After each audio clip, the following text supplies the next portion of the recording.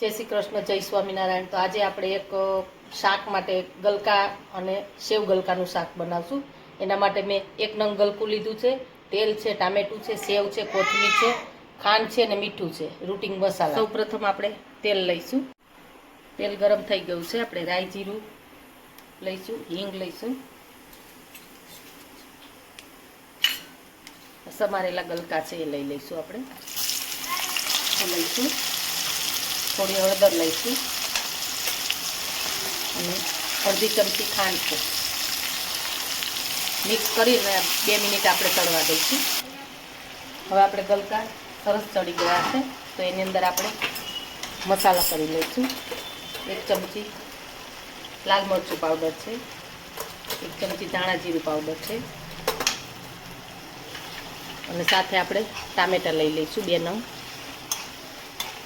1 minute થવા દઈશું ટામેટાને।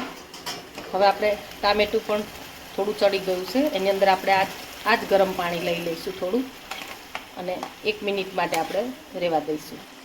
આપણે શાક તૈયાર થઈ ગયું છે, એની અંદર આપણે સેવ લઈ લઈશું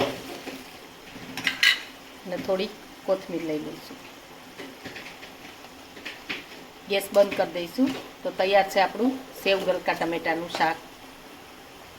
સર્વ કરીશું। આપણું સેવ ગલકા ટમેટાનું શાક તૈયાર છે અને ધાણાથી ગાર્નિશ કરીશું।